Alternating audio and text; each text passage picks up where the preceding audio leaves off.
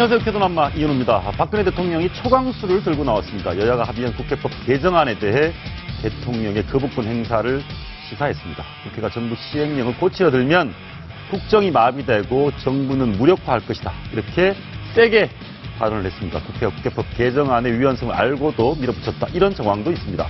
대통령과 정치권의 정면 충돌 그 내막 잠시 후에 짚어드리겠습니다.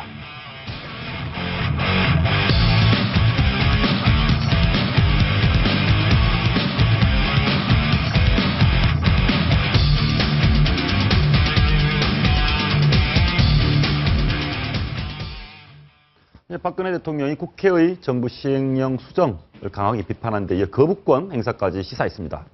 대통령과 국회, 정치권 간 일적 즉발의 상황입니다. 조수진 정치부 차장과 자세히 얘기해 보겠습니다. 어서 오십시오. 네, 안녕하십니까. 대통령 화가 좀 많이 나셨습니다. 네, 오늘 아주 강하게 얘기를 했죠. 수석 비서관 회의에서 이 국회법 개정안이 통과된 데 대해서 뭔가 언급이 나올 것이라고 예고까지 된 상황이었는데요. 예. 오늘 정부로서는 받아들일 수 없다. 이렇게 얘기를 했습니다. 한번 들어볼까요? 예, 대통령께서 아주 세게 말씀하셨는데 말씀 한번 들어보시겠습니다.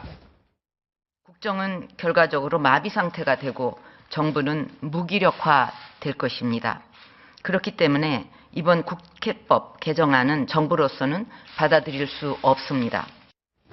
대통령께서 뭔가 말씀을 하실 줄은 알았지만 예상보다는 세게 말씀하신 거죠, 지금. 네, 그렇습니다. 받아들일 수 없다. 이렇게까지 예. 얘기를 했기 때문에 이 대통령 거부권 행사를 시사한 것이다. 이런 분석이 나오고 있습니다. 예. 아니, 뭐 이렇게 초강수를 나온 이유가 뭐 대통령 본인의 진짜 그렇게 철학입니까? 아니면 뭐 좀 이유가 있습니까? 배경이? 일단 그 대통령 같은 경우는 항상 어떻게 보면 이 원칙주의자다. 이런 평가를 예. 들을 정도죠. 예. 근데 이번 같은 경우에는 이 국회가 월권을 했다. 위헌 소지가 많다. 예. 이런 지적이 지금 헌법학자들부터 내놓고 있습니다. 예. 그 연장선상에서 대통령은 얘기를 했는데요. 문제는 실제로 대통령이 거부권을 행사를 과연 할까? 이것은 조금 더 지켜봐야 된다라는 예. 전망이 많습니다. 예, 실제로. 왜냐하면요. 예. 이번에 그 국회법 개정안이 통과될 때 국회 재석 의원이 244명이었는데요. 예. 반대나 기권을 행사하는 의원이 33명밖에 되지 않았습니다. 그렇기 때문에 대통령이 거부권 행사를 만약에 하더라도 이거는 굉장히 그 국회의 결정에 대해서 그 대통령이 그 거부권 행사하는 거 자체가 모양새가 안 좋고. 아, 그런데 국회의원 대부분의 의견에 반하는 행동을 하는 그렇습니다. 거니까. 예. 200여 명이 넘는 의원들의 뜻에 반하기 때문에 예. 또 더군다나 어떤 거부권 행사 이후에 다시 한번 국회가 또 투표를 할 경우에 예. 200여 명이 그 찬성을 했기 때문에 다시 통과될 수 있는. 그러니까 쉽게 말해서 대통령의 거부권 행사 자체가 굉장히 무력화되고 이 대통령의 권한이 축소될 수 있는 예, 오히려 그렇게 뭐 비춰질 수 있습니다. 자기 스타일만 구길 수도 있고요. 네. 예. 그렇기 때문에 예. 이 민경욱 청와대 대변인은 오늘 또 거부권 행사 문제와 관련해서 그 검토 중이다. 이렇게 원론적으로 얘기를 했는데요. 이 검토 중이란 발언이 사흘째 되풀이됐습니다. 네. 그만큼 이 대통령이 어떤 위헌 소지가 있는 그 부분에 대해서는 원칙적으로 반대를 하고 있지만 실질적으로 거부권 행사가 쉽지 않다는 것을 방증한다. 예. 이런 관측이 나오는 거죠. 혹시 그러면 저 예측은 할 수 없지만 지금 말씀을 분위기를 보면 거부권을 실제 행사할 가능성이 그렇게 높아 보이지는 않습니다. 일단 대통령이 실제로 갈까? 이건 좀 지켜봐야 됩니다. 그리고 이 국회법 개정안, 통과된 국회법 개정안이 아마 정부에 도착하는 시기가 한 이달 5일경 정도 될 겁니다. 예. 네, 그리고 나서 거부권을 행사할 수 있는 시간이 한 보름 정도 있거든요. 그렇기 때문에 아마도 대통령은 계속해서 이번 국회의 조치가 무엇이 잘못됐는지 이 절차에 대해서 계속해서 홍보수석이나 대변인을 통해서 알려나가면서 예. 여론의 추이를 살필 겁니다. 그러면서 이 서청원 최고위원 등 이 새누리당의 친박 그룹들이 중심으로 있죠. 예. 네, 제대로 대응을 해달라 계속 암묵적으로 주문을 하겠죠. 예. 네, 실질적으로 내일 그 새누리당의 친박 의원들이 대거 회동을 갖습니다. 바로 이 문제 때문입니다. 그리고 예. 오늘 유승민 원내대표도 약간 주춤한 모습이 있었거든요. 그러니까 이 대통령의 언급에 대해서 조율은 없었지만 대통령이 그만큼 얘기를 한 만큼 검토는 해보겠다. 이 검토하겠다는 얘기가 원론적으로 그냥 검토만 할 것인지 이것은 좀 지켜봐야겠습니다만 이 대통령과 어떻게 보면 당청 갈등이 다시 한번 분출되는 그런 계기가 됐기 때문에 예. 이 유승민 원내대표로서도 사실 좀 고민하지 않을 수는 없을 거다. 이런 분석이 나오는 거죠. 만약에 친박 의원들이 여론전을 펼치고 친박 의원 모두가 잘못됐다. 대통령 말씀대로 거부권 행사를 해서 대통령 거부 이후에 국회로 오면 3분의 2가 넘어야 통과되는 거 아닙니까? 네. 그때 대통령에게 힘을 실어주겠다. 이런 여론이 많으면 거부권을 행사할 수도 있습니까? 그렇습니다. 이제 사전 정지 작업이 그만큼 중요하다는 예. 거죠. 그러니까 이번에 244명 중에 211명이 찬성을 했습니다. 예. 정말 압도적인 거죠. 그리고 211명이라는 숫자는 야당뿐만 아니라 여당도 대거 찬성을 했다는 그렇죠. 뜻이거든요. 예. 그렇기 때문에 대통령이 실질적으로 거부권 행사하는 시점, 그러니까 6월 중순 아마 방미 직전이 될 텐데요. 그 전까지 이 여당의 사전 정지 작업을 확실하게 해놔야만 대통령이 설령 거부권 행사를 하더라도 괜히 실익 없이 그러겠네요. 예. 국회의 권능만 무너뜨렸다. 이런 비판을 사지 않을 수 있습니다. 예. 하나 좀 더 물어보겠습니다. 이번에 내용을 보면 사전에 운영위에서 의논을 할 때 이게 위헌이냐 아니냐는 저희가 판단할 문제는 아니지만 뭔가 깨름직하다, 뭔가 논란의 소지가 있다, 분란의 소지가 있다는 것은 알았던 것 같아요, 의원들이. 네. 속기록 CG도 한번 봤으면 좋겠는데 이런 논란의 여지가 있음에도 불구하고 지금 여야 의원 모두가 조금 뭔가 좀 문제가 있다라는 얘기는 있었는데 그럼에도 불구하고 여야 원내대표가 밀어붙인 이유 뭔가 조급했을지 아니면 이종걸 원내대표 양쪽 원내대표가 모두 좀 뭔가 성과를 냈어야 되는 상황입니까? 네.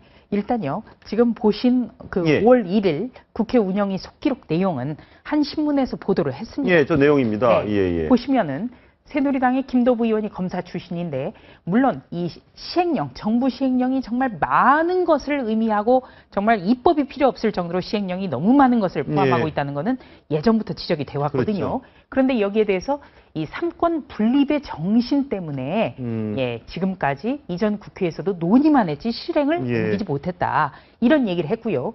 여기에 대해서 새정치민주연합의 안규백 의원은 김도부 의원 주장이 합리적인 말씀이다. 이렇게까지 얘기를 조금 했습니다. 걱정을 다들 했네요. 네. 예, 문제가 있다. 그러니까 바로 이 삼권 분립, 행정부의 어떤 그 권능은 인정을 해줘야 된다. 그렇기 때문에 행정부가 어떻게 보면 이 행정 입법으로서 보완을 하는 네, 그런 어떤 절차를 밟는 게 예. 좋겠다라는 점까지 이 자리에서는 논의가 됐습니다.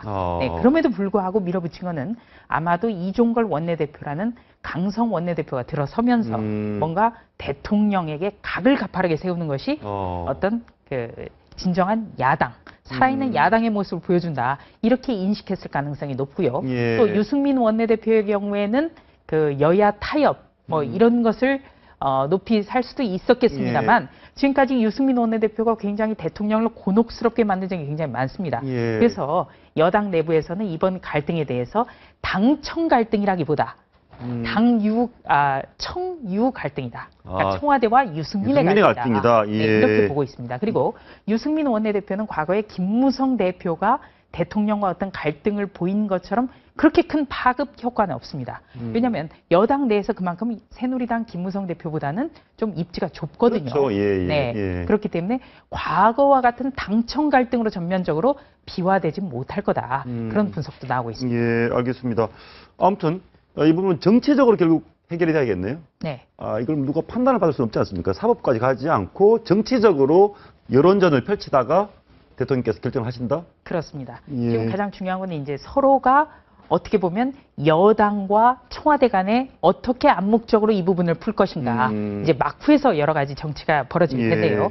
대통령이 거부권을 행사하는 것도 쉽지가 않고 또 거부권을 행사하지 않더라도 헌법재판소의 어떤 그 권한에 대해서 권한쟁의 예. 심판을 청구할 수 있습니다만 대통령이 헌법재판소에 권한쟁의 심판 청구하는 모습도 좋지 이상하네요. 않거든요. 예. 그렇기 때문에 이번 같은 경우에는 대통령이 거부권을 행사할 때까지 앞으로 보름 동안 어떻게 여론이 흘러갈지 또 여당 내부에 그 211명 찬성 의원 중에 여당 의원들이 얼마만큼 대통령의 입장을 고려해주고 조금 물러설 수 있을지 여러 가지 예. 그런 것이 변수라고 보입니다. 예, 알겠습니다. 야당 얘기 좀 해보려고 하는데 김상곤 혁신위원장 관련해서 좀 화가 난 상임 고문단이 좀 화가 나셨는데 그 전에 김상곤 행보에 대해서 광폭 행보다 당 대표급 행보다 이런 얘기를 합니다. 어떤 행보를 하시길래 네. 당 대표급입니까? 그렇습니다. 이게 완전히 당대표급 행보다 이런 평가가 나오는데요. 원래 하루 전날에 다음 날, 이길 다음 날의 일정을 공지를 하는데 이 토요일 경우에도 일요일에 일정이 공지가 됐습니다. 출입 기자들에게. 예. 그런데 이 주어가 김상곤 위원장으로 되어 있습니다. 어. 그러니까 시도지사 오찬 간담회를 김상곤 위원장이 주최를 하고 예. 여기에 문재인 대표와 이종걸 원내대표가 배석을 하는 것처럼 문자가 공지가 됐습니다. 혁신위원장이 그렇게 센 자리입니까? 네, 당 그래서 대표를 밀어낼 정도로? 예, 저도 깜짝 놀랐는데요. 예. 그만큼 문재인 대표가 김상곤 위원장에게 전권을 줬다. 이런 어떤 상징적인 어떤 장면이라고 볼 수가 있습니다. 문재인 대표로서는 이번 김상곤 혁신위원장을 내세워서 4.29 재보궐선거 참패 이후의 책임론을 완전히 불식시켜야 되는 예. 그런 어떤 그 속내가 깔려 있고요. 또 김상곤 위원장 같은 경우도 한 번 혁신위원장을 맡은 이상 예. 가시적인 성과를 내야 되기 때문에 아주 적극적으로 지금 행보를 하고 있는데요. 지난주 수요일 날 이제 그 혁신위원장의 첫 공식 자리가 있었습니다. 바로 첫 기자 간담회였는데요. 그 다음 날부터 거의 대표급에 준하는 일정들이 계속 나왔습니다. 그리고 오늘 오후 3시부터는 당무위원들, 그러니까 당원 당규라는 어떤 당의 헌법, 법률과 같은 그런 것을 심사하는 당무위원회에도 김상곤 위원장이 또 참석을 했습니다. 근데 제가 옆에서 보기에는 두 분 다 윈윈 하신 것 같아요. 일단 문재인 대표 입장에서 보니까 문 대표 사퇴하라는 말이 좀 줄었습니다. 예, 쑥 들어갔죠. 예, 그리고- 모든 초점이 지금 김상곤 위원장의 입에 쏠려 있기 때문에 예. 문재인 대표의 책임론은 쑥 들어갔습니다. 예, 그러면 김상곤 위원장께서 잘 하시면 좋겠는데 상임 고문단하고 만찬을 하려다가 문자 보냈다가 바로 전날 취소했습니다. 네. 예. 이제 의전이 가장 중요한데요. 의전. 네. 의전은 항상 어떤 그 당이라든지 아니면은 대통령이라든지 외국 원수와의 관계에서 모두 그 하나의 일의 절반 이상을 차지하는 게 그렇죠. 바로 예, 의전입니다. 예의 아닙니까? 예의. 예. 예. 그런데 이제 김상곤 위원장이 상임 고문단들과의 만찬을 6월 1일에 하겠다. 이렇게 며칠 전부터 기자들에게 얘기를 했거든요. 예, 저기 나오네요. 이 문자 메시지인데 그렇습니다. 보니까. 네, 이 문자를 보낸 것이 지난 목요일 오후 2시 30분이었다고 합니다. 네, 아주 짧죠? 그래서 이제 일부 상임 고문단들은 이거는 통보다 이렇게 얘기를 한 거죠. 왜냐하면 지난주 목요일 날 보냈기 때문에 월요일 날 저녁에 일정이 있을 수도 있고요. 그렇죠. 바로 임박한 바로 다음 오늘 네. 월요일이니까. 그리고 이 상임 고문단이라는 그 기구는 전직 대표라든지 전직 대선 후보 그리고 국회의장을 지낸 아주 당의 원로들입니다. 원로들한테 3일 전에 와가지고 와라 밥 먹으러. 네. 조금 그러네요. 예. 그래서 하여튼 이 상임 고문단들의 반응이 신통치 않았는지 어쨌든지 모르겠습니다만 결과는 한 번 더 보여주시죠. 결과 CG가 네. 토요일 날 오후 8시 53분에 취소 문자를 이렇게 발송했습니다. 예. 네, 이것도 역시 짧습니다. 만찬 간담회가 취소되었습니다. 일정에 착오 없으시길 바랍니다. 이렇게 보냈습니다. 그래서 한 상임 고문에게 어제 전화를 걸어봤는데요. 예. 이러면 이거는 알림이 아니라 통보다. 예, 그러네요. 일방적인 통보다. 신도 좋지만 이래서는 너무 무례한 것 아니냐 이렇게 지적을 했고요. 지금 전화 통화를 한 이 상임 고문은 이 취소 통보 문자도 받지를 못했다고 합니다. 아, 혼자 가서 그냥 빈자리 갈 뻔했네요. 그렇습니다. 빈 식당에. 그래서 예. 아마 채널A에서 전화를 안 해줬으면 낭패를 볼 뻔했다. 이렇게까지 전해왔습니다. 아니, 통상적으로 본인이 전화를 상임 고문 정도면 직접 전화를 하든지 아니 밑에 많잖습니까 사람들이 누구 다른 의원 시켜서 전화하든지. 그렇죠. 어떤 이 당직자를 통해서라도 직접 전화를 걸어서 좀 양해를 구하고 예. 네, 이렇게 좋은 일을 위해서 만나는 자리니까 지혜를 빌려달라 예. 이렇게 양해를 구했어야 되는데요. 이 일종의 알림도 통보가 돼버리고 또 취소도 통보가 돼버리고 이런 것 때문에 처음부터 좀 뭔가 매끄럽지 않다 이런 지적이 나옵니다. 그래서 여러분들이 김상곤 위원장 저분이 상임 고문단 분들 기분 나쁘게 하려고 일부러 그러진 않았을 테고. 그렇습니다. 근데 과거에도 이런 일이 자꾸 반복이 되니까 예. 과거에 건노갑 고문과 문재인 대표 만날 때도 무슨 뭐 예의가 아니다 황당 의전 이래서 좀 난리가 났지 않습니까? 예, 이른바 채널A가 단독 보도했던 권노갑 보쌈 예, 사건 실패. 예. 이것도 바로 이 의전이었는데요. 처음에 권노갑 상임 고문이 문재인 대표 측으로부터 연락을 받은 것은 상임 고문단 회의를 하니 참석을 해달라 이렇게 얘기를 받았습니다. 바로 4.29 재보궐선거 관련해서 그렇죠, 도와달라. 공교동계가 새정치민주연합의 후보를 지원하지 않겠다. 이렇게 단체 결의가 나온 뒤에 이뤄진 얘기거든요. 그래서 권노갑 상임고문 같은 경우에는 동교동계에서 전부 다 후보 지원을 안 한다는 상황에서 그래도 상임고문단 회의니까 회의에는 참석해야 된다. 이렇게 입장을 정했습니다. 그런데 이 새정치민주연합의 문재인 대표 측에서 발송한 문자 메시지를 보면요. 또 회의 이름이 바뀌었습니다. 갑자기. 원로와의 대화 이렇게 바뀌었고요. 예. 또 여기에는 그 서울 관악을에 정태우 후보가 참석하는 것으로 나타나니까 권노갑 상임고문 같은 경우는 이게 대체 어떻게 된 일이냐. 완전 진짜 보쌈이네요. 네. 예. 네, 이렇게 해서 결과적으로 그 회의에 참석을 안 하게 됐고 참석 1시간 전에 당에서는 출입기자들에게 취소가 됐다. 이렇게 알렸었죠. 그 당시도 문재인 대표가 대표였죠. 네. 그 당시 대표가 한 얘기를 한번 들어보시겠습니다. 오늘 대한 일정이 좀 조정이 됐을 뿐이고 아마 형편되는 대로 또 그런 자리가 마련될 겁니다.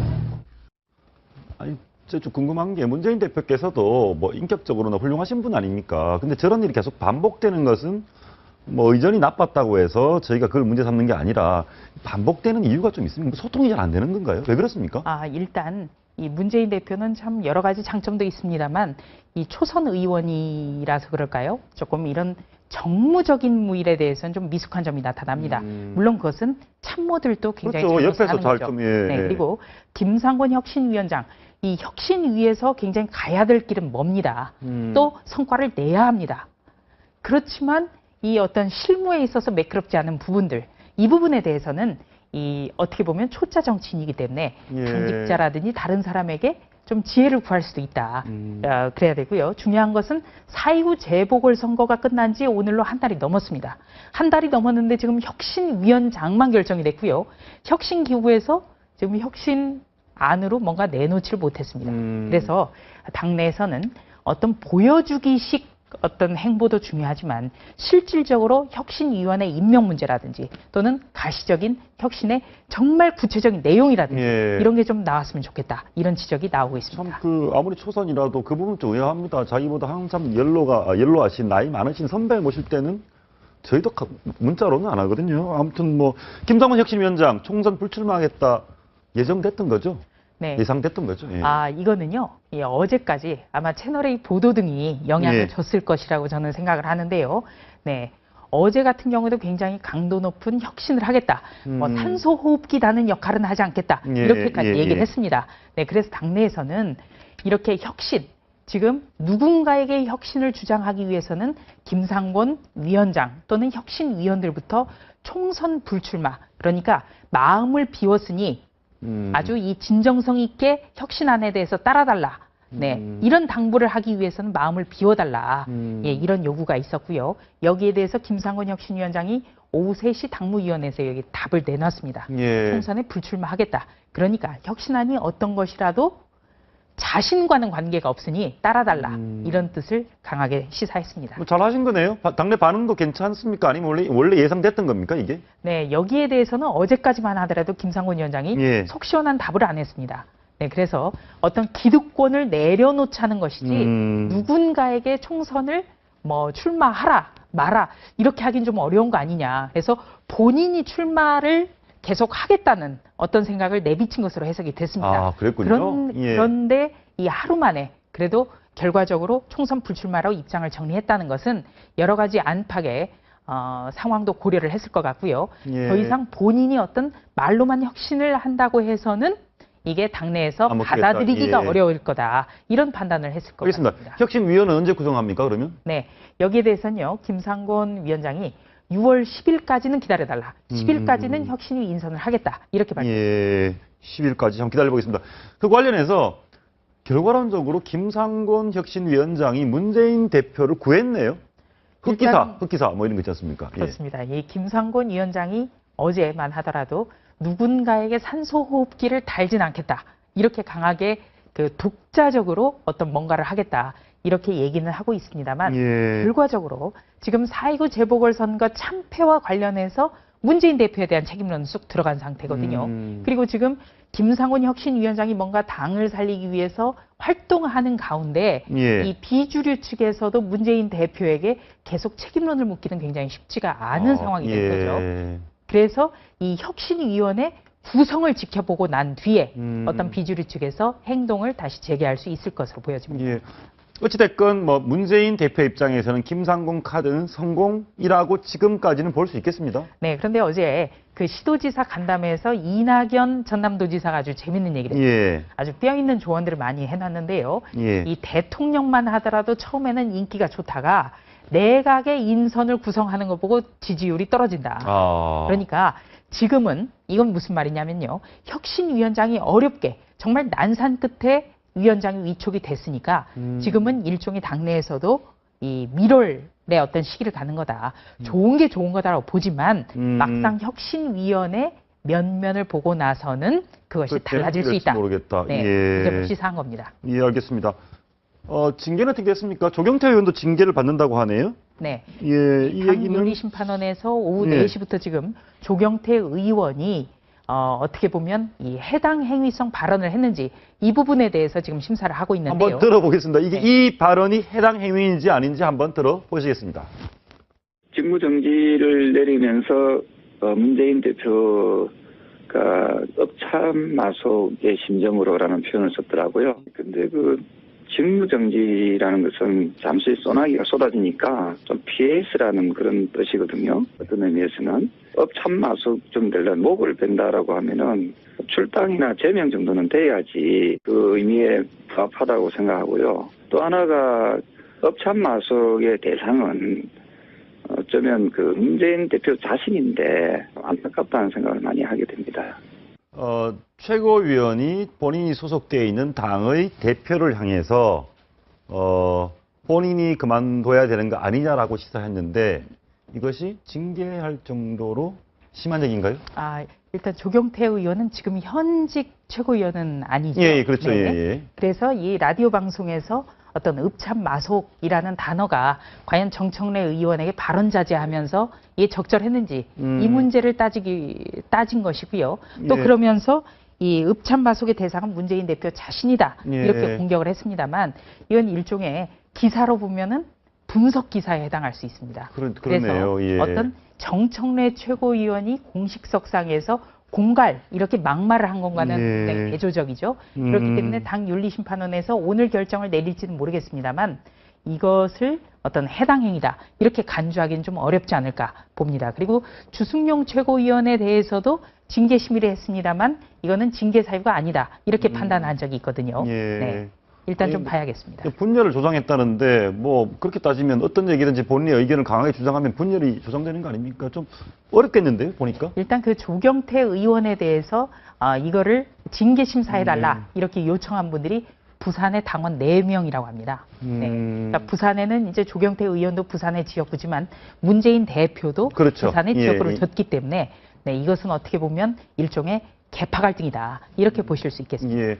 굉장히 뭐 징계한다고 하고 국민들 보기에는 썩 보기 좋지는 않습니다. 아무튼 조경태 의원은 본인의 징계에 대해서 이렇게 얘기하고 있습니다. 들어보시겠습니다.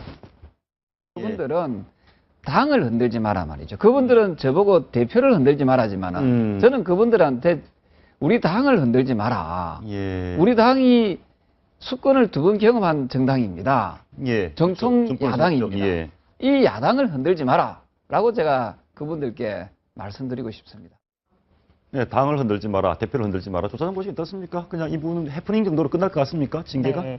우선 이제 주승용 최고위원의 징계 심사가 이거는 징계 사안이 아니다 이렇게 결론이 내려졌기 때문에 아마 조경태 의원에 대해서도 예단은 할 수 없습니다만 비슷한 어떤 그 예. 결론이 내려지지 않을까 전망을 하고요. 조경태 의원의 발언이 좀 재밌었습니다. 저는 그러니까 예. 이거는 당을 져야 하는 것이 아니라 문재인 대표를 흔들지 말라라는 어떤 친노 측의 경고 아니냐 이렇게 지금 그 징계 그러네요. 신청을 한 예. 거에 대해서 해석을 하고 있네요. 예, 하나만 더 짚어보겠습니다. 윤리심판원 원장, 그러니까 새정치민주연합 당 내에 있는 윤리심판원장으로 안병욱 교수가 네. 오셨습니다. 이분이 교수님이 심판원장이 되셨는데 이분이 정청래 결정 났고 조경태 의원 징계를 결정을 합니까? 그건 아니고요. 지금 조경태 의원 같은 경우는 빠르면 오늘 중으로 결정이 날 수 있거든요. 그렇군요. 그래서 오늘까지는 기존의 어떤 그 강창일 의원이 결론을 내리는 거죠. 예. 네, 안병욱 교수 같은 경우는 나오고 계신 오늘 분이네. 예. 예정이 됐는데요. 이 안병욱 교수는 그 진실과 화해를 위한 과거사정리위원장을 맡았습니다. 그래서 이번에 강기훈 유서대필 사건 무죄 확정되는데 굉장히 지대한 역할을 했고요. 또 한 가지는 2012년 총선 때 2012년 지금 현재 새정치민주연합의 총선은 당시 한명숙 대표와 문재인 의원, 이해찬 의원 이 세 사람의 합작품이라고 볼 수 있는데 당시에 비례대표 추천 심사위원장을 맡았었습니다. 네, 그렇기 때문에 문재인 대표 아주 가깝다고 볼 수 있습니다. 당시에 비례대표로 후보로 추천이 된 분들 그리고 현재 비례대표 의원으로 당선된 분들은 사실 문재인 대표와 굉장히 가까운 분들이 많습니다. 오늘 한 신문 칼럼에도 났습니다만 뭐 한 의원의 경우에는 정수장학회의 상황에 대해서 잘 알고 있다. 네, 이렇게 해서 문재인 대표로부터 공천을 받았고요. 정수장학회를 잘 알고 있으면 왜 야당에서 공천을 줍니까? 정수장학회는 이제 박근혜 대통령의 그러니까요. 가장 취약점이라고 볼 수 있는데요. 당시에 비례대표 심사 때 한 후보자 이름이 갑자기 나왔습니다. 그것도 상위의 후보로 갑자기 거론이 됐거든요. 그래서 알고 보니까 문재인 의원이 당시에 강력하게 추천을 했다. 이유는 이 박근혜 당시 후보에게 대적을 하려면 정수장학회를 가장 잘 알고 있는 사람이 돼야 된다. 네, 공격할 수 있는 것도 공천을 받았다는 얘기가 많습니다. 알겠습니다. 안병욱 마지막으로 안병욱 만약에 교수가 그렇게 친노, 이해찬 등등등등 굉장히 친밀하다면 그분이 윤리심판원장을 맡으면 비노 측에서는 좀 별로 맞듣지 않겠는데요?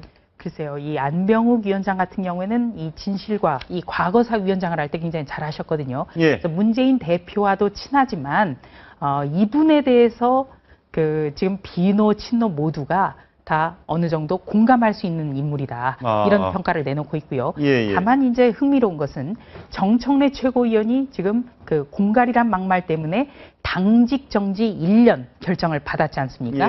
네, 이 결정을 받고 나서 7일 이내에 다시 한번 심판을 해달라 재심 청구를 할 수가 있는데 일종의 법원을 따지면 항소네, 항소. 그렇죠. 그러니까 이 재심 청구할 수 있는 시한이 3일까지입니다. 네, 그렇기 때문에 이 내일부터는 안병욱 위원장 체제가 되거든요. 그렇기 때문에 이 문재인 대표가 지명한 안병욱 체제에서 재심 청구를 할 것이냐 이 부분도 좀 관심을 갖는 갖고 있습니다. 그런데 이 정청래 최고위원 측은 아직 논의한 적이 없다. 네, 그만큼 굉장히 여론의 따가운 눈총을 지금 본인 스스로가 잘 알고 있다는 그런 그렇게 분석이 됩니다. 알겠습니다. 재심을 청구할지 안 할지는 지켜보도록 하고요. 잠시 후에 계속 진행하겠습니다.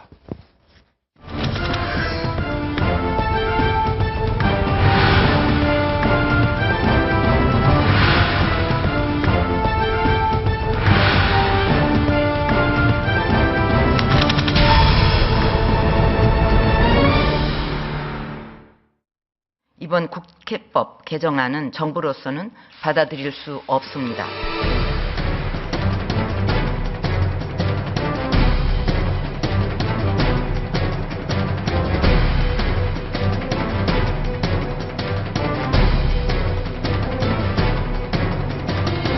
요새 공무원들은 헌법 공부도 안 하는 것 같습니다. 대통령을 닮아서 그런지도 모르겠습니다. 대통령 뜻과 우리 당의 뜻이 다를 수가 없는 거죠. 청와대를 찾아가십시오. 청와대와 당의 갈등이 지금 심화되고 있습니다.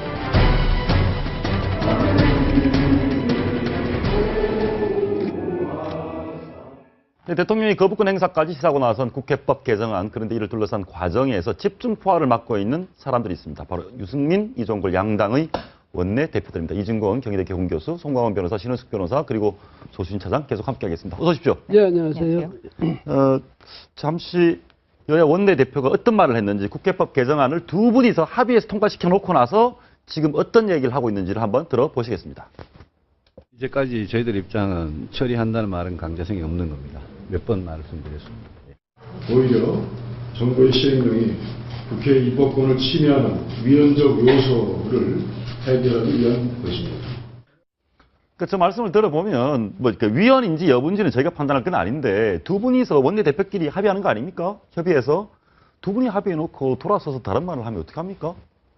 글쎄요. 그래서 지금 야당에서 뭐라고 믿느냐면 이번에 확실하게 정부 이 고삐를 우리가 이제 확실히 쥐었다 이렇게 이제 판단하고 있는 것 같고 유승민 이제 원내대표의 경우는 공무원연금법 그것을 개정안을 통과시키기 위해서 할 수 없이 야당에서 선물 하나는 좋은데 그거 별로 대단한 거 아니다. 그냥 의미가 별로 없는 거다. 이제 이렇게 이야기하는데 유승민 원내대표는 그렇게 말할 수 있는 근거를 조목조목 좀 제시를 해가지고 정부도 좀 설득하고 국민에게도 설명 좀 하고 그다음에 우리 같은 사람들한테도 저게 그런 의도가 있고 그런 뜻이구나 이것을 우리도 좀 이해하도록 해줘야 될 텐데 유승민 대표가 지금까지 하는 것은 모호주의로 나가는 것입니다. 가능하면 모호하게. 그다음에 이종걸 또 원내대표로서는 자기가 크게 한 건 했다. 이걸 자꾸 부각시키기 위해서 정부에 대해서 지금 또 이 정부에 대해서뿐만 아니라 여당에 대해서도 지금 아주 위협적인 그런 언사로 지금 나오고 있는 거다. 두 분 법률가시니까 두 분 법률가 분께 제가 하나 물어보겠습니다.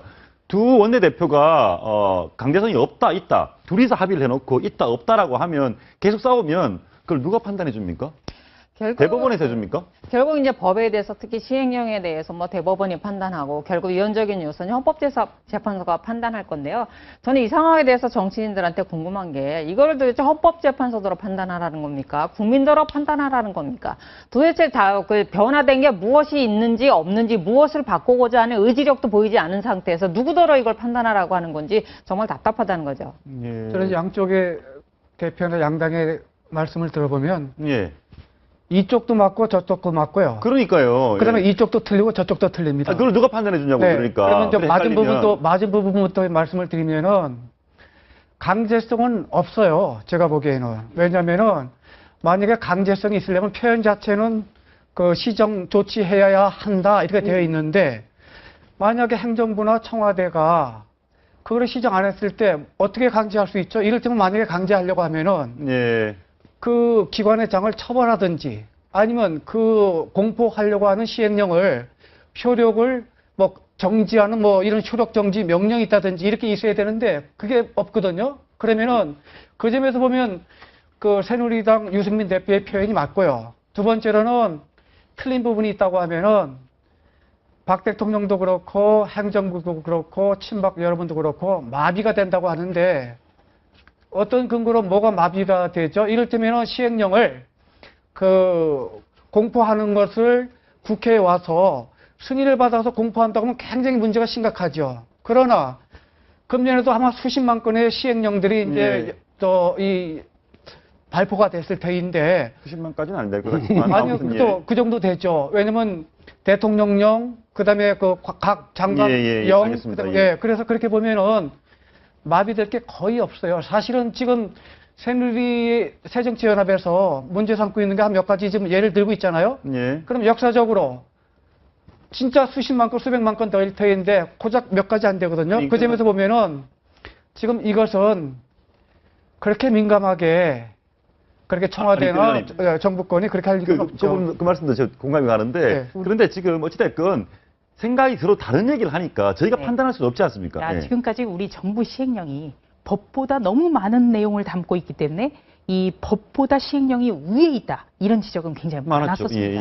그런데 지금 유승민, 이종걸 두 분을 보면 마치 특히 이종걸 원내대표 같은 경우는 이번에 시행령을 없애는 게 이 박근혜 대통령이나 정부 여당을 한번 길을 꺾어 놓는 그런 걸로 자꾸 보여지기 때문에 문제가 되는 거죠. 이 시행령이라는 건 진짜 국민의 실생활에서 이 시행령 때문에 무엇이 문제가 되는가 이것을 적극적으로 알려줘야만 이 야당의 어떤 태도에도 공감을 가질 수가 있는데요. 이거를 계속해서 박근혜 정부가 법 위에 상황 노릇을 한다. 뭐 이렇게 비판을 하면서 있던 시행령을 전부 다 고치겠다. 그래서 박근혜 대통령이 거부권 행사 를 시사하는 발언을 하고 나서 이종걸 원내대표 같은 경우에는 이 모법과 상충되는 시행령 사례 7개를 일일이 열거를 하면서 이걸 한꺼번에 뜯어 고치겠다. 이렇게까지 얘기를 하고 있습니다. 그래서 중요한 것은 이것이 어떤 이 대통령과 야당의 기싸움으로 가서는 안 된다는 겁니다. 국민의 실생활에 초점 맞춰야 되고요. 또 이종걸 원내대표에게 궁금한 건요. 이 시행령의 어떤 법적인 미비점은 우리가 좀 보완을 하되 이 부분에 대해서는 특히 지금 야당이 만년 야당을 할 건 아니거든요. 그렇기 때문에 다시 여당이 됐을 경우에 상정해서도 좀 더 점잖게 개선의 목소리를 계속 들려줬으면 하는 바람입니다. 지난번 내용하고 기싸움하지 말고. 그러니까 저는 이제 저기요. 이 말씀을 지난번 내용하고 개정안하고 지금 신병환 계시지만 저는 별 차이가 없는 것 같아요. 왜냐면 조금 더 강조했을 뿐이에요. 예를 들면 국회가 법률을 만들었는데 시행령에 조금 문제가 있을 때 국회가 얼마든지 청와대나 행정부처에다가 그 수정이나 여러 가지 의견을 제시할 수 있죠. 상임위원회 통해서 할 수 있고 원내대표 통해서 할 수 있고 대표간 회담 통해서 할 수 있는데 그것을 조금 더 구체적으로 표시했을 뿐이지 종전하고 뭔 차이가 있을까? 저는 별로 차이를 못 느끼겠어요. 알겠습니다, 위원장님. 그 부분은 저희가 오늘 토론의 주제는 아니고요. 그 부분은 서로 다른 의견을 갖고 있는 여야가 있고 아니죠. 이 부분이 중요하죠. 헌법학자들도 이 부분이 중요한 거예요. 왜냐하면 해석이 차이가 엇갈리기 없는데 때문에. 지금 아까 조 차장 적절하게 지적하셨지만은 서로 열 내면서 이게 감정싸움할 일이 아니란 얘기죠, 오히려. 결론적으로는 정치적으로 해결해야 될 부분이고 두 가지 문제를 지적할 수 있는데요. 일단은 3법을 분립해놨을 때는 각자 역할을 한 다음에 견제를 하라는 것이지 의미 없는 견제하고 심신지결을 하라는 것이 아닙니다. 예. 지금 국민들이 이해하기 굉장히 어려울 건데 이 법이 뭐가 문제길래 뭐 하나만 한 거라며 이 얘기예요. 학생들한테 부모한테 효도할 것을 권고한다. 그런 걸 왜 만드냐는 얘기예요. 그리고 권고가 강제성이 있어요? 그 효도 안 하면 어떡할 건데요? 근데 효도하는 방법이 구체적으로 뭔데요? 이 부분에 대해서 대안을 내놓지 않고 힘겨루기 모양새로 보이니까 국민들이 만들 필요는 있죠. 안간이 있죠. 만들 필요가 있는데 내가 간단히 설명하면은 예. 행정부처에서 만드는 각종 시행령을 우리도 모르고 국회의원도 잘 모릅니다. 정작 이제 사건이 됐을 때, 정작 피해자가 있는 민원이 생길 때 비로소 알 수 있거든요. 그러면 국회 여야가 합의한 뜻은 행정부처가 이렇게 많은 시행령을 만들 때 가능한 한 최선껏 법률을 잘 검토해서 위배되지 않도록 하라고 하는 이 강조점을 둔 거예요. 예. 그렇게 보면 굉장히 의미가 있죠. 근데 강조점을 둔 건 좋은데 이번에 여야가 지금 합의한 것은 지금 아까 손 변호사 말씀처럼 종전의 그 법이나 지금 법이나 크게 달라진 게 없다는 얘기 아니에요. 그러면 뭐냐면 박근혜 대통령이 인식하기로는 뭐냐면 야당이 정부에 대해서 압박을 가해오고 전방위적으로 지금 공격을 가해오는데 여당이 공무원 연금법 개정 그거 해준다는 그런 걸 앞 내세워가지고 은근슬쩍 야당과 이런 면에서는 같이 힘을 합쳐서 정부를 압박하는데 여당이 한몫했다는 거예요. 예. 지금 가장 박근혜 대통령의 기분이 아주 언짢은 건 그거고 그 외에 법이 뭐 달라지나 그건 지금 말씀 받고 종전에도 그랬고 지금도 그랬고 국회가 정부에 대해서 그런 거 지적할 수는 있죠. 그럼 지금도 그래 할 수 있고 과거에도 그래 할 수 있어요. 예, 알겠습니다. 그 부분에 대해서는 달라진 게 전혀 없으면 왜 바꿨는지는 잘 모르겠습니다. 아니 왜 싸우는지 모르죠. 어찌됐건 달라진 게 전혀 없다는데 전혀 없는 건 아니죠. 그러니까 그 사안 자체는 생각이 다른 양쪽이 있으니까 더 할 건 없고요. 네. 이 과정에서 지금 문제가 된 분은 두 분이 계십니다. 여야 원내대표인데요. 먼저 새누리당 김태호 위원 얘기를 한번 들어보시겠습니다. 참다가 이 말씀을 제가 드리는 겁니다. 유승민 대표 체제 출범 이후에 청와대와 당의 갈등은 갈수록 지금 심화되고 있습니다. 그렇게 권한을 이임할 때는 우리 당내 다양한 의견과 특히 청와대하고 사전에 정부하고 깊은 조율을 근거로 그걸 기준으로 저는 협상을 해야 된다고 봅니다. 그런데 협상의 결과가 늘 청와대 갈등으로 당청 간의 갈등으로 비춰지고 있습니다. 예, 김태호 최고위원이 그런 얘기를 좀 했네요. 유승민 체제 출범 이후에 유승민 원내대표 출범 이후에 당청이 늘 갈등하는 걸로 비친다. 네. 뭔가 원내대표 잘못하고 있는 게 아니냐. 네. 이 김태호 최고위원이 친박이냐 비박이냐 이렇게 나눴을 때 비박계거든요. 예. 그리고 오늘 비박계인 이인재 최고위원도 유승민 원내대표의 협상 스타일에 대해서 아주 지적을 했습니다. 네, 그러니까 조금 전에 제가 말씀드렸지만 이 당청 갈등이라기보다 청와대와 유승민 원내대표의 갈등 때문에 당청 간이 멀어진다 이런 지적을 하고 있는 겁니다. 예. 그래서 유승민 원내대표 같은 경우에는 국회에서 야당과의 협상도 중요하지만 또 어떻게 보면 대통령과 여당을 대표하는 자리이기도 하거든요. 예. 그래서 이 점도 좀 고려를 해야 된다는 쓴소리가 오늘 최고위원회에서 계속해서 나왔습니다. 저는 오히려 예. 이 진통이 우린 굉장히 나는 보기 좋은 대목인데요, 사실은요. 유승민 대표를 욕할 게 아닙니다. 왜냐하면은 저도 이제 변호사 하면서 소송하지만 사실은 당사자한테 가장 이득이 되는 건 판결보다도 판결 가기에 앞서 조정하고 합의해서 끝내는 게 좋습니다. 1심수하고 2심수하고 대법원 가면요. 저희들 같은 변호사만 좋지요, 사실은. 그래서 예. 법원도 그렇고 저희들도 그렇고 가능하면 모든 분쟁은 할 수 있는 한 다 대화해서 마치는 거거든요. 마찬가지로 지금 두 양당 원내대표가 갖은 우여곡절 끝에 밤새면서 이렇게 저렇게 협의했죠. 결과적으로 보면 공무원 연금 계획과 관련해서는 제 기준으로 보면 도저히 점수를 줄 수 없는 대목이지만 어쨌거나 그 민감한 사안을 그렇게 여야가 색깔을 달리하면서 합의에 이르다는 이 자체는요, 저는 굉장히 깊이 평가하고 싶어요. 그러면 이런 진통은 오히려 당천 간에 김태호 최고위원 지적하듯이 일사불란이 좋을까요? 저는 아닌 것 같아요. 아니, 일사불란이 아니고 엄밀하게 느슨한 긴장 관계는 우리들한테 좋지요. 근데 손 변호사님 그 말씀에 일련 공감하는 부분도 있는데 다만요.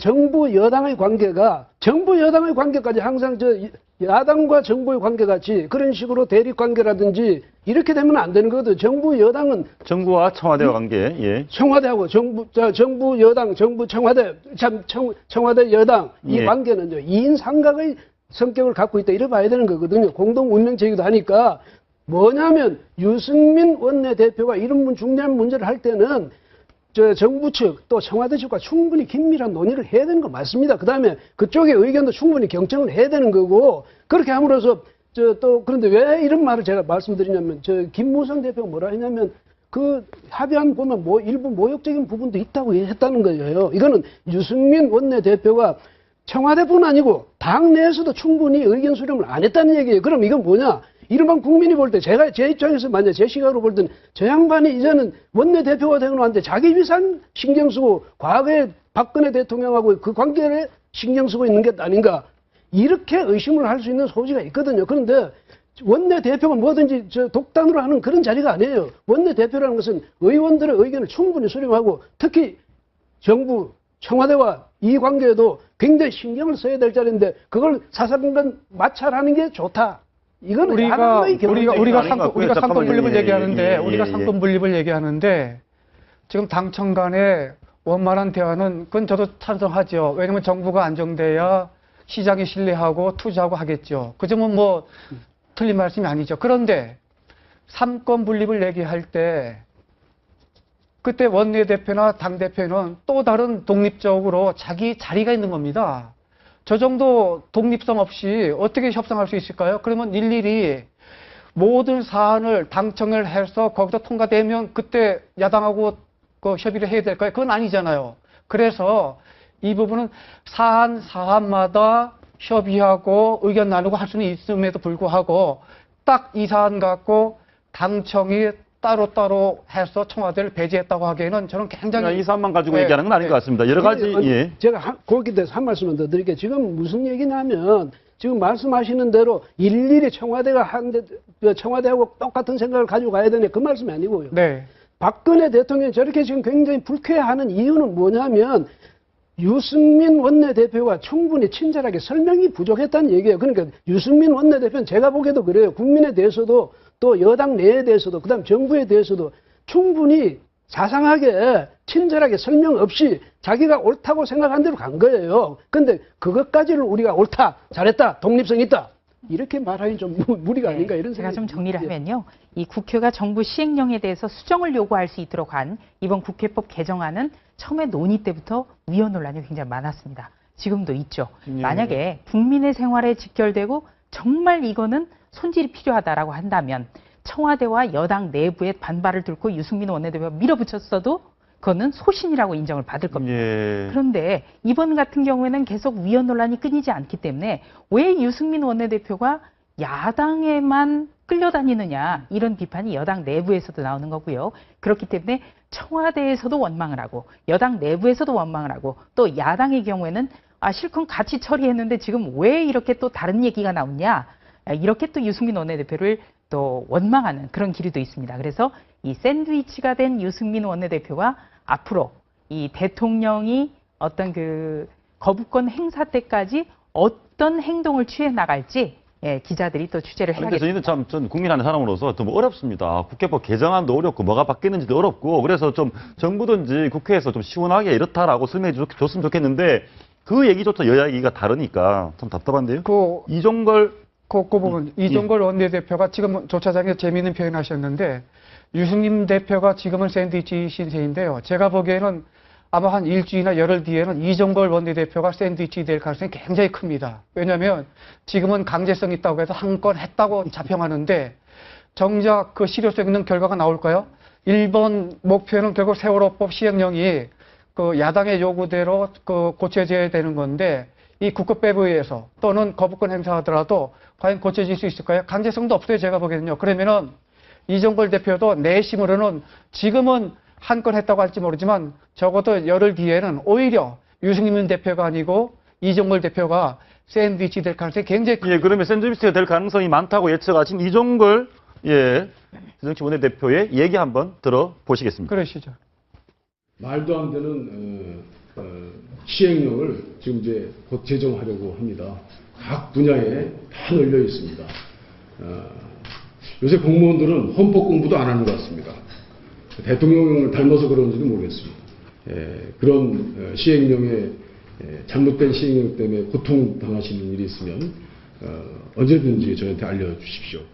저희가 지금 방금 얘기해서 좀 저는 개인적으로 그런 생각이 드는 게 이 뭔가 시행령을 고칠 수 있는 여지를 만든 걸로 조용히 있었으면 좋겠는데 저분이 나서서 시행령 이것저것 다 뜯어고치겠다 그러니까 상대방을 오히려 더 걱정하게 만드는 측면도 있어 보이고 저분이 대통령인 줄 착각할 수도 있을 정도로 모든 거 다 뜯어고치겠다 이러네요. 아니 다른 것보다 그러면 공무원들은 헌법 공부를 안 하는 것 같다. 대통령 닮아서 그러는 것 같다. 이런 얘기를 왜 하는지 모르겠습니다. 이종걸 대표의 지적은 일정한 부분 꽤 괜찮습니다. 대통령 닮아서 공부를 안 아니요, 하니까 공무원이 그것이 아니고 예. 지금까지 우리가 눈여겨보지 않고 그다음에 지나쳤던 여러 가지 시행령들을 그 어머니법이라고 쓰는 법률의 눈으로 보면은 꽤 곳곳에 사회 구석구석에 문제가 있을 수 있지요. 그것을 한번 본격적으로 들여다본다는 이 자체는 일단은 행정부처나 또는 대야 관계나 또는 국가나 또는 입법부 관계에 있어서 굉장한 좋은 긴장 관계를 조성할 수 있거든요. 그 점은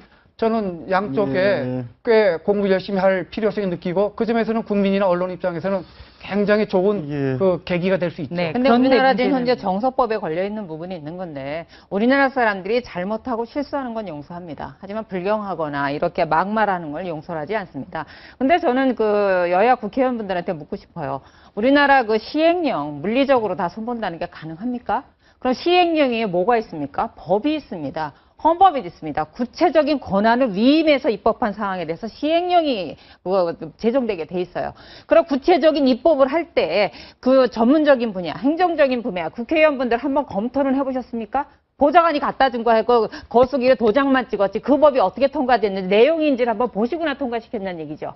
그러면 시행령을 따지기 전에 내 자식이 잘못한 걸 따지기 전에 나는 잘못한 걸 없을까 반성해야 되는 게 순서 아닙니까? 국회의원들이 법을 잘 만드셨으면 시행령이 왜 잘못 만들어지며 또 잘못 만들어진 시행령이 있다고 쳐요. 그럼 운영에 매우 문제가 있을 수 있죠. 공무원들이 복지부동이고 그다음에 애를 먹이기 위해서 돈 받기 위해서 이거 허가 안 해주고 안 해주고 애를 먹일 수 있죠. 이런 부분에 대해서 운영의 의무를 살려야 되는 거지. 왜 시행령을 따져서 자기네 입법권을 잘못한 부분에 대해서 검토하지 않은 부분에 대해서 논의를 하지 않는지 이해할 수 없습니다. 그런데 제가 한 말씀만 드릴게요. 유권자가 이종걸 의원을 뽑아들인 이유는 그것이 무슨 오만 허가증을 내드린 게 아닙니다. 아무 데서나 그거 오만하게 그러고 대통령, 국민의 대통령인데 야당만의 대통령이 아니거든요. 국민의 대통령에 대해서 그런 식으로 표현하시면 다른 국민들, 대통령으로 여기 믿고 있는 다른 국민들은 그럼 어떻게 생각해야 되겠습니까? 그래서 혼자 생각이라고 공개적인 자리에서, 공식적인 자리에서 그렇게 말씀하시는 건 아니죠. 바로 이제 그 시행령이 법 위에 있는 아주 무소불위의 권력을 가지기 때문에 개정을 해야 된다. 여기에는 많은 분들이 공감을 하실 겁니다. 그런데 바로 대통령 닮아서 공무원들도 헌법 공부 안 한다. 이런 말 때문에 굉장히 이 진정성이 없어지는 거죠. 마치 대통령을 좀 길들여 보겠다. 대통령의 길을 꺾어보겠다. 이렇게밖에는 해석이 안 된다는 게 바로 그 더 큰 문제고요. 이 이종걸 원내대표 같은 경우에는 2012년에도 박근혜 대통령에게 굉장히 그 원색적으로 해서는 안 될 말을 해서 욕설 네, 같은 거 그렇습니다. 하셨죠. 예. 그 전과가 있기 때문에 예. 네, 더군다나 원내대표라면 뭔가 좀 달라지지 않겠느냐 이런 기대가 있습니다만 이번에 발언을 보고도 역시 잘 바뀌지 않는다. 네, 이런 지적이 나옵니다. 당시는 뭐 저 진보 쪽이라는 진중권 교수까지도 그런 얘기했습니다. 막말 파문 너무 심하다. 뭐 국회에서 심지어 제명돼야 된다는 비판을 받으신 적이 있거든요. 진중권 교수 얘기인데 김용민 사태를 겪고도 아직 배운 게 없나 봅니다. 원내 대표면 좀 품 있게 좀 해야 되지 않습니까? 어떻습니까? 그리고 이 원내대표라는 경우는 이 당 대표와 원내대표는 투톱입니다. 당의 두 사람의 간판입니다. 그리고 과거에 원내 총무라는 이름을 원내 대표로 격상시킨 것은 그만큼 더 무게 있게 해달라는 그런 의미를 갖고 있습니다. 예. 그리고 이종걸 의원 같은 경우는 사선 국회의원입니다. 사선에 맞게 또 원내대표의 위상에 걸맞게 말이나 행동에 있어서 뭔가 좀 달라진 모습 보여줘야 되는 거죠. 이종걸 의원의 표현은 두 가지로 분석이 돼요. 하나는 굉장히 의도적이죠. 지금 청와대는 거부권 행사 우는, 그다음에 여당 내에서 친박 또는 비박해서 또 여러 가지 당내 갈등, 그다음에 야당에서는 잘했냐 못했냐 그 갈등이 가능성이 굉장히 크거든요. 그 점에서 보면 일단 제일 맨 앞에 있던 협상 실무자니까 모쪼록 청와대 향해서 그 날선 공방의 그 일환으로 보면은 일면은 이해가 되죠. 그러나 어쨌거나 같은 문제 지적이라도 조금은 대중성 있고 설득력 있는 근거를 가지려면은 조금 세련되고 조금은 좀 유연한 표현은 맞죠. 그런데 공무원들은 헌법 공부도 지금 계속 이 말씀 저 되풀이하는 이유가 헌법 공부도 안 하는 것 같은데 헌법 공부를 누가 가장 열심히 하고 잘 해야 되냐 국회의원들이 잘 해야 됩니다. 그다음에 헌법 각 조문의 명문 규정도 중요하지만 그 뒤에 있는 그 헌법의 정신 배경도 굉장히 중요하거든요. 대한민국 민주공화국 아닙니까? 민주공화국 민주시민의 품격, 대한민국 정부의 품격, 국회의 품격은 누가 지켜야 됩니까? 국회의원이 지켜야죠. 그것도 원내대표가. 그렇다면 그게 바로 헌법 정신입니다. 이 헌법 정신을 헌법 하시면서 헌법 정신을 그렇게 무시하시면 그거 안 되는 말이에요. 헌법을 얘기하면서 정부 여당의 자유롭지 않은 대목 제가 하나만 말씀을 드리면 이거는 지금 왜냐면 지금 이 시행령 갖고 상권 분립을 좀 얘기하는 게 가장 큰 논거거든요. 아니 이제 그 내용 자체에 대해서는 너무나 복잡하고 제가 판단할 수가 없습니다. 그 부분 하나 말씀을 드릴게요. 그러면은 지금 대법관 출신들이 우리가 국무총리 후보가 꽤 됐지요. 안대희, 그다음에 그 앞에 김 누구 있고 지금 지난번에 이명박 대통령 때 퇴직하신 분도 있고 이렇게 대법관들이 일정한 시기에 퇴임해서 행정부처로 오는 이 자체는요. 진짜 누가 와도 상권 분립에 지지 않았습니다. 왜냐하면 대법관들은 그 사법부의 대통령들이거든요. 그 대통령이 또다시 저 다른 부처에 그 견제하고 체크할 수 있는 그 부서의 밑으로 들어간다. 이건 논리가 안 맞죠. 오히려 우리가 상권 분립을 얘기할 때 기왕에 이번에 상권 분립을 얘기한다면 이런 전방위적인 모든 분야에서 우리가 제대로 원칙을 지키는지 아니면 필요성에 따라서 상권 분립이 왔다 갔다 하는지를 진짜 근본적으로 같이 고뇌한다고 하면 저는 굉장히 좋은 기회이죠. 예, 알겠습니다. 뭐 그런 측면이 있겠네요. 상권 분립 맞지 않는 취지는 있지만 한국적인 환경은 있는 거니까 그 여러 가지를 한번 이번 계기로 해서 한번 봐도 될 것 같습니다. 예, 그런데 이종걸 원내대표 관련해서 야권 내에서도 비판이 좀 나옵니다. 예, 내용을 보니까 뭐 완전 거꾸로다 이런 얘기가 있고요. 유례 없는 상황이다. 이전 원내대표, 과거의 원내대표들은 의원들이 반대하면 부대표들 내세워 해주자 설득을 나서는데 지금 거꾸로 유례 없는 상황이다. 이런 얘기도 하시고요. 문재인 대표의 한 참모 얘기입니다. 이종걸 원내대표 취임 이후 외문대표와 원내 지도부가 소통이 안 돼 너무 답답하다. 뒤에 얘기, 저 얘기는 어떤 얘기입니까? 이종걸 원내대표 이후에 원내 지도부하고 당대표가 소통이 안 된다? 네, 우선 이 국회 내, 그러니까 원내에서 벌어지는 일은 원내대표 소관이긴 맞는데요.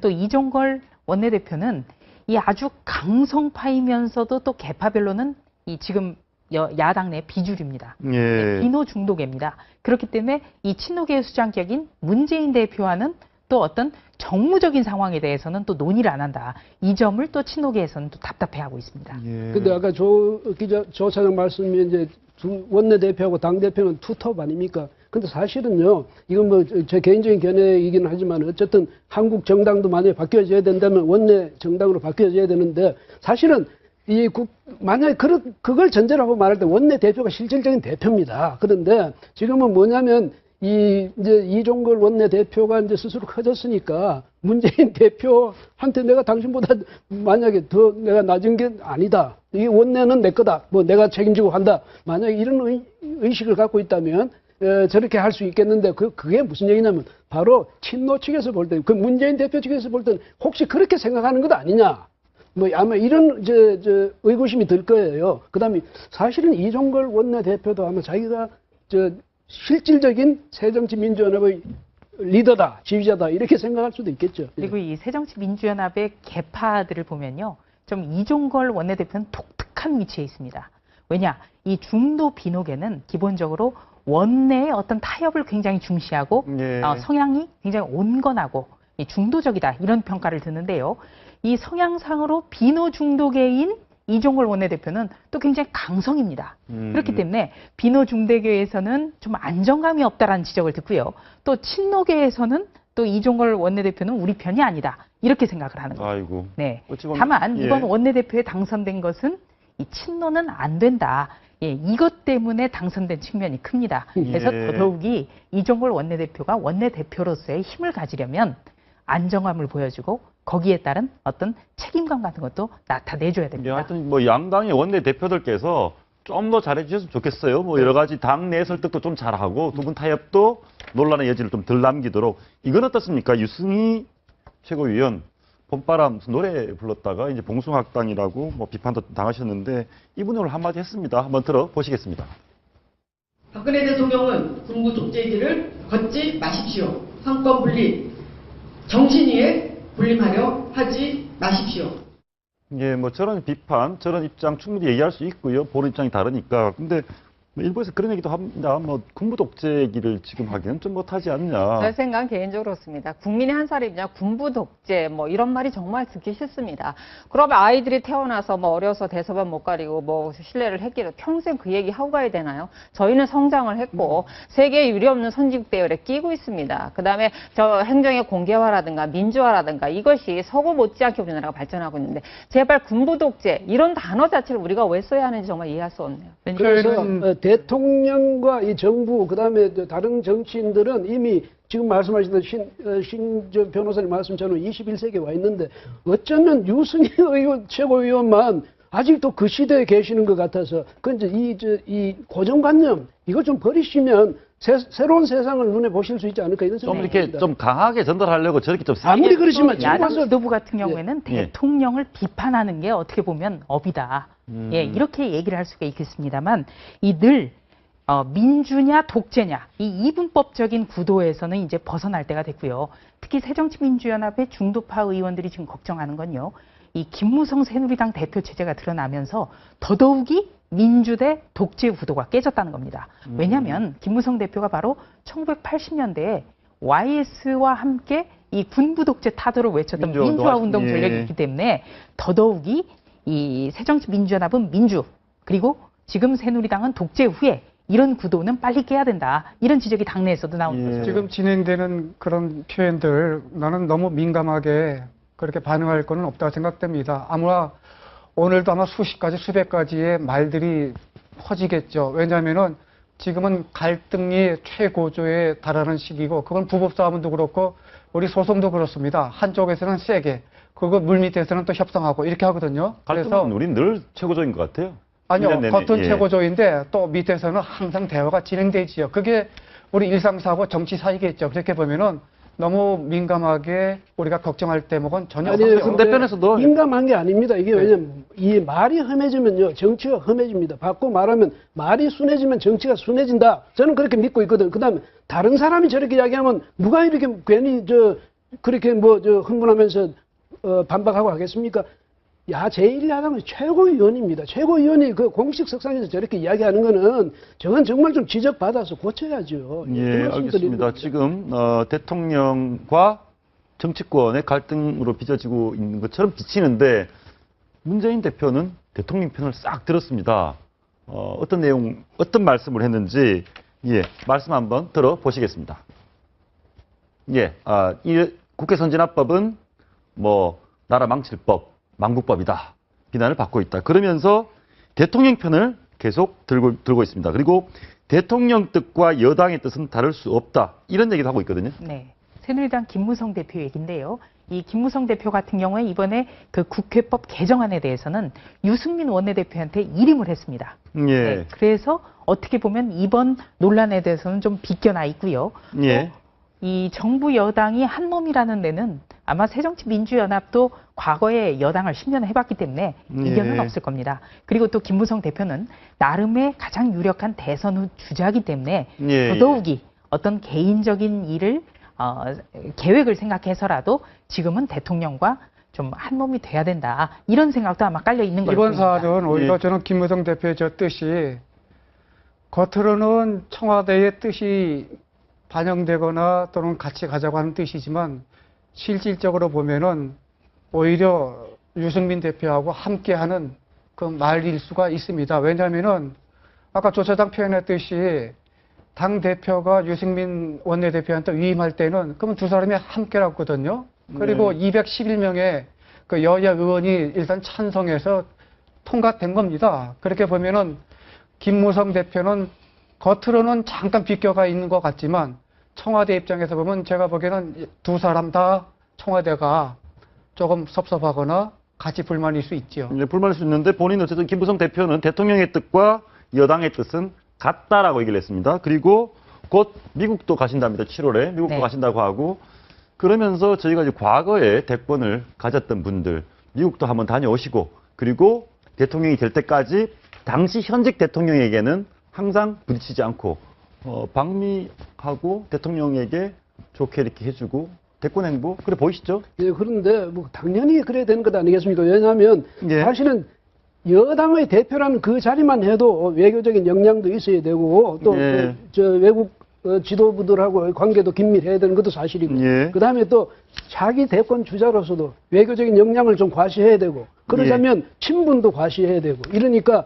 특히 이제 미국, 이제는 중국까지 포함해서 중국. 근데 요즘 일본은 약간 소원해졌으니까 적어도 미국하고 일본의 지도부와의 긴밀한 그런 협력 관계 또 서로 안면, 뭐 친교 이런 것은 좀 과시해야 될 것 같고요. 또 그 국가에 가서 그 국가 지도부에서 자신을 또 인식시켜야 됩니다. 그래야 국제적인 인물도 되고 큰 지도자가 되니까 아마 그런 점에서 김무성 대표가 왜 그러냐 할 사람도 아무도 없을 거고 당연히 자기 주자라면 문재인 대표도 또 그래야 되겠죠. 그렇게 하는 건 당연하다. 이런 생각이 김무성 대표 주목을 받는 건요.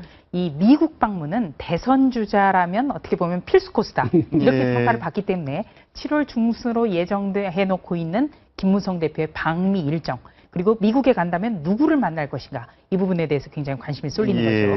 네, 지금은 그 미 의회의 상하원 그 원내 대표라든지 그 에드로이스 외교위원장 대표적인 지한파죠. 이런 분이라든지 또 만에 하나 미국의 버락 오바마 대통령을 만날 수 있을 것인지 이 부분도 관심사입니다. 작년에 중국을 방문해서 시진핑 국가 주석과 만났었죠. 그런데 이 중국은 중국 나름의 어떤 위상이 있지만 미국은 전통적인 한미 동맹이기 때문에 그 관계에 비춰볼 때라도 대선 주자로서 뭔가 확실하게 자리매김하기 위해서 가는 것 아니냐 이런 분석이 나올 수밖에 없습니다. 겉으로는 몸을 무지 낮추고 있습니다. 본인을 뭐 대선 주자에서 이런 빼달라 이런 얘기도 하고요. 김무성 대표의 이 얘기가 속내인지 아닌지 한번 좀 들어봤으면 좋겠는데요. 이분들이 대권 자격이 없다는 얘기도 한번 한 적이 있고요. 그리고 여론조사에서 대선 주자에서 자기를 빼달라 이런 얘기도 했습니다. 한번 들어보시겠습니다. 저는 여러 가지 자격 면에서 부족하다는 점을 제가 많이 느끼고 있습니다. 그래서 현재 생각이 없습니다. 제발 좀 부탁드리는데 여론조사 기관에서 대권 주자로서 제 이름을 빼주시기를 부탁드립니다. 저는 70 넘어서까지 새로 진입하는 정치는 절대 할 생각이 없습니다. 족적을 하나 남기고 그만둬야 되겠다. 대권 이거는 하느님이 주시는 거고 제 스스로 대권은 자격이 없다고 생각하는 사람입니다. 나는 계속 자격이 없다. 너 알았어. 김무성 대표가 미국 가시는 건 좋은데 제 생각에는 기왕에 가신다고 하면은 오시는 길에 일본도 좀 들리셨으면 좋겠습니다. 왜냐하면은 사실은 미국보다 일본이 급하지요. 이럴 때 대통령이 못하는 것, 청와대가 못하는 것 당대표가 가실 수 있는 건데 그런 어려운 곳에 가서 실력 발휘를 하셔야 우리가 공감대 형성할 수 있으니까 모쪼록 미국 가시는 길에 지금 미일 관계는 얼마나 좋습니까? 우리하고는 조금 문제가 있거든요. 그러면은 미국 가서 그 부분 좀 논의하시고 오시는 길에 일본 들리시면 좋겠습니다. 일본은 따로 또 가지 않을까요? 네. 미국 옛날 노무현 전 대통령의 경우 반드시 꼭 미국 가야 되냐 이러면서 안 갔지만 결국 나중에 어떻게 했습니까? 취임하고 결국 그 정도로 미국이 나가 조 차장 이야기지만 굉장히 중요한 나라인데 지금 이제 저는 땅보다도 재밌는 말이 김무성 대표 빼달라 이러잖아요. 못 빠질 거 뻔히 알거든. 반기문 유엔 사무총장하고 같은 얘기. 그러니까 바로 그게 그렇게 노출이 빨리 될수록 좀 손해고 자꾸 그렇게 되니까 자꾸 이제 저렇게 겸양을 보이는데 겸양을 보이는 저 자체도 저분이 생각할 때는 이미지 지금 벌써 이미지 전략이고요. 그런데 앞으로 이제 뭐 빼주십시오 이래서 빠지는 건 아닌데 중요한 것은 정말 이제 여당의 리더로서 어떤 것이 자기 주자로서의 덕목인가 이걸 좀 더 연구하시고 더 공부하시고 시간 많이 남았는 대선까지 이렇게 참. 근데 참 제 생각에는 국민들이 참 지쳐 있죠. 그 여야의 날선 공방도 지쳐 있고 좌우 뭐 진영으로 나눠서 하는 것도 지쳐 있고 한데 김무성 대표한테 이제 요 근래 들어서 이제 지지율이 높아가는 이유가 뭘까를 따져보면 국민들을 따뜻하게 한다는 거죠. 청와대와 뜻을 같이 한다. 나중에 반대하더라도. 그래서 이런 행보가 아마 국민들을 따뜻하게 해서 지지율이 국민들 좀 피곤한 것 같습니다. 빨리 정치권에서 국민들을 좀 편안하게 해줬으면 좋겠습니다. 오늘 말씀 고맙습니다. 고맙습니다. 고맙습니다. 표현으로 마치겠습니다. 시청해주신 여러분 고맙습니다.